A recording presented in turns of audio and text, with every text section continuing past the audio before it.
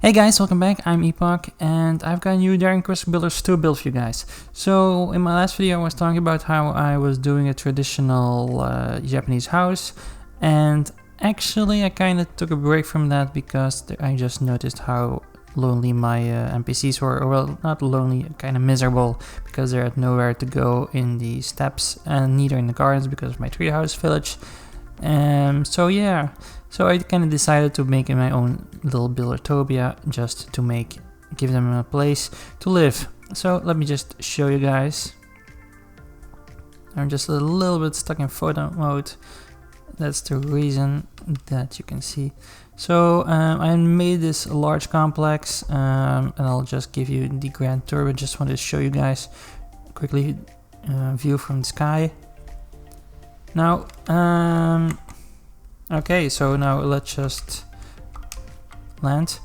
Okay, so when I first just had the idea just to place all my villagers in a buildertopia, I was just gonna place down some rooms and then just have them some farming fields, just so they can eat and cook and whatever. And as I started, I just, kind of went insane, and I just had to build an entire building, an entire complex. So yeah, let me just give you the grand tour.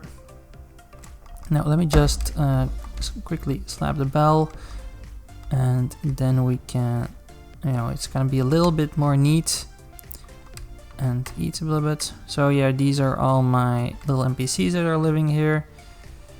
I think they're quite enough, but yeah, I'll probably add a little bit more. Let's see. So the ground floor entrance is just through here, very kind of hidden away. So here we have a lot of fields. I think we have 9 fields over here, all constantly watered because it's kind of submerged below these grades. It's kind of common sense. So a lot of windows. I place some light boxes up here just to have that little idea that they're still getting the light they need. And as we go upstairs, we get to the next level. And this is the, another fields. So we have 6 fields over here. These are completely submerged. So this is the rice, the sugarcane, and the beetroot. I'm not really sure which one they are. Let's check. Yeah, beetroots. And then of course here we have the tomatoes, courgettes, and strawberries. I don't really have all of them, all the fields filled just yet because I don't have enough seeds, but I will be working on that. So here the villagers have this little place to sit, take in some sunshine or some benches. But yeah, I'm really glad with how this field works out. The bottom part is kind of hidden away, but still very, visible because of the windows. And then, this side is just pretty cool to look at, in my opinion. Over here we have a little barn. It's just there a chest to place in the food and the seeds, so I can just drop the seeds in. And then their entire living quarters are up there. So once again, a lot of windows, a little bit of nature, just something very typical in my builds, I've noticed. Yeah, just to kind of break that claustrophobic feeling when you're inside. Through here you have a little staircase up the mountaintop, and a place with some greenery because here we have the animal houses. So this is the paddock in the front. Over here we have of course a place to sleep and eat, and this part, well, kind of places fence here because otherwise it would be too big to register as a paddock. And here we have just a place for the chickens to sleep, so a little chicken coop. Well, not little, actually, it's almost looks like an entire house. Finally found a reason to use these ramps. I've never really used them, so finally found a way to use them, or a reason. And this is let me just try to get a decent view from the house. So this is the entrance. Yeah, you guys can actually leave. I don't really need you guys anymore. So yeah, this was my little workstation. So we have pretty decent entrance. I try to keep the build as interesting from the outside as possible. Just to show you guys, so I placed a lot of ivy down, and I worked a lot of with these blocks. Not really sure what they're called. The timbered walls. Yeah, I'm really happy with how it looked, how it turned out. So as we enter, I kind of wanted to give them a little fancy feeling. So we have, spears, crowns, some display cases. I really like the snapshot. I found it on the notice board. Fireplace, statues, armor, and stuff like that. And as you're walking through it, you have this little open area in the top floor. I don't know how this is called in English. It's in Dutch. It's called a vide. It's just this place that you can look down from above to the ground floor, and vice versa. But yeah, just to give that little open feeling. Glass roof, of course. So yeah, let's just enter through here. Here we have the kitchen. Now, you still have to think it's not very the kitchen I would place normally in my builds. I kind of still wanted to make it cool to look at, but it's not very visually interesting because I still want this place just mainly for my NPCs to live in. Over here we have dining rooms. So we have 4 of these, well, I would say gigantic tables, but they're only like 4 tables and 8 chairs. But so pretty cool dining room. Use a lot of these chandeliers as light sources, and carpets on the floor because you want to eat in class if you can. And here you have 2 tables outside. Here we have Jeremiah standing at weird places like he always does while I'm recording. Some vines over there, just to keep it entertaining. Okay, I'm gonna destroy these blocks. Maybe then they won't want to come through here to enter. And they made, I kind of really learned a lot about the NPCs while building this, so because I'm specifically building it for these guys. They really don't want to use pathways. They don't want to use the stairs you give them. They just mainly want to climb mountains to enter buildings in the hardest way possible. Anyway, let's continue. So, that was just this little place to relax with the card table. And once through the dining area, we're back inside our main hallway. Now, these 3 are, you can probably already tell from outside. These are toilets.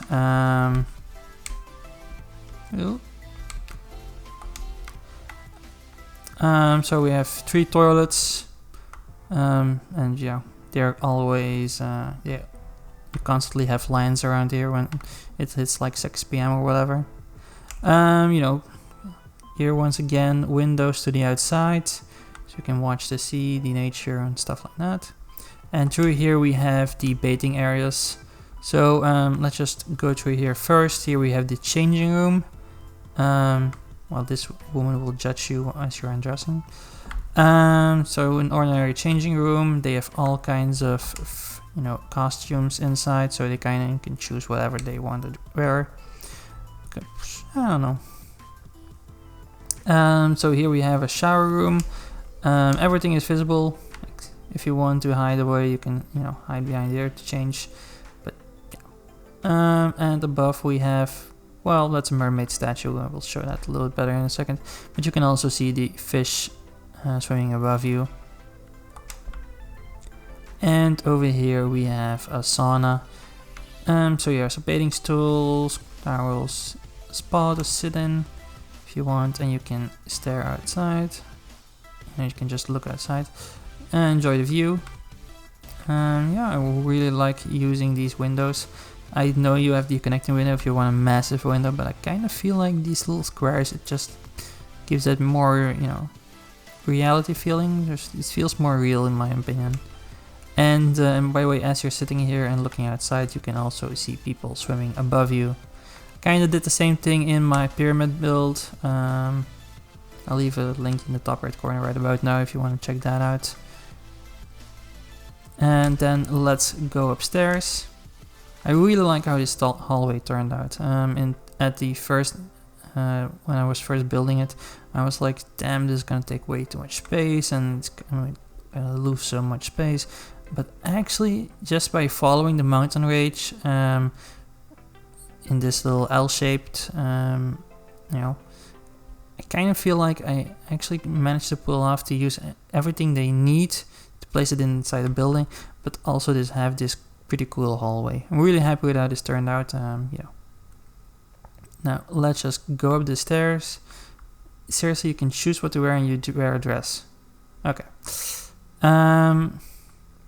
So here we have the top hallway. So you can see there he is still walking with a dress. So we have this little glass to prevent from falling on down the stairs. And then I just try to place some other interesting pieces. So we have here the snake statue that you normally place in a fountain. I still have to write something down here. Whatever he's called again.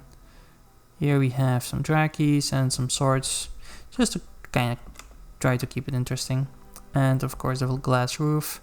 At first I wasn't gonna place glass roof, but you know, it's just, I don't know, kind of works for this building. I feel it's because I'm using so much glass. Glass roof kind of fits, and also constantly light. And you can look up at the stars and the moon. I don't know, kind of works. But let me know what you think in the comments down below. So here we have one of the two bedrooms. Now, once again, this isn't the most interesting bedroom that you can have, but you know, I still need to have a lot of NPCs being able to sleep down here. So I have 8 beds over here. I could fit in a lot more if I really just, you know, stack them all close to each other. But, you know, still wanted to have it a little bit. It still has to be interesting, but I still need to house a lot of NPCs. Okay, seriously, if you want a lot of hearts, just build a lot of these Draki sets. For some reason, they really enjoy it and they drop a lot of hearts. It's just weird. Over here, I kind of stacked them a little bit closer in the second bedroom, but I tried to work with this fencing system just to make it a little bit more interesting, and I kind of like how it worked out. Now, if you do this in a build, you can also place a desk around here, or just some other beds or whatever, or just a table. But I didn't, because that you have this large window and it would just, you know, block the view outside. I think it's fine for a bedroom. It's not the most interesting bedroom I've already built, but I'm really glad with how it turns out. And then let's go outside, and here you have it's just a little relaxation area for them. So some drums, some planters with some flowers. Here we have a complete bar. Really like how it turned out. I had this little, this little turn on the mountain range that I had to follow. So downstairs I used those windows, and here I just had this little perfect place to install a bar. So really happy. And some places to drink, some drinking tables, and here we have the fishes that we saw earlier. So downstairs we have this little shower room, and here you have the fishes and the mermaid statue. I had this mermaid statue with me. I just decided that I just wanted to place it somewhere fun. So here we go. And of course here we have the pièce de résistance, or at least for the NPCs, because they just really love a pool. So we have this open air pool. We have right at the edge of the mountain range. Below us we have the spa. Really happy with how this looks. From here you have the view over the fields and the entire island. So let me just show you really quickly on the map where it is. It's not as close to the landing point because I don't really have a warp point right now, but still happy with where it stands. I just, location. That was kind of my priority because I still wanted to make something nice. I don't really have big plans for this island for right now, but I do see myself kind of building some more buildings around here. There's not a lot of space, but I do think you could do some really cool stuff. So, but yeah, that's my build for now, guys. Thanks for watching. I really hope you enjoyed it. So my next build is definitely going to be the traditional Japanese house, though I do have, I'm kind of running into a few problems with that one, mainly because I know a fair bit about the architecture, but you know, I don't know anything about the Japanese style of architecture. So you know, kind of really looking up houses and just trying to find the best way to build it and have it still interesting. So it's not going to be very traditional, but seriously, how are you standing there? Are you strangling yourself with a... what the... Okay, so let's take that a picture, because why not? Whee! And snapshot. Okay, so when I'm doing stuff like this, I really know that it's time to stop recording, and you know, just thank you guys again for watching. I am closing into the 1000 subscribers at this point. Right now I have 977, so we're getting really close. So if you you know, want to help me get closer, please be sure to subscribe. And if you have any ideas for further builds, let me know. I will be gladly to make you know, the kind of build that you prefer. So guys, thanks for watching. I'll catch you next time.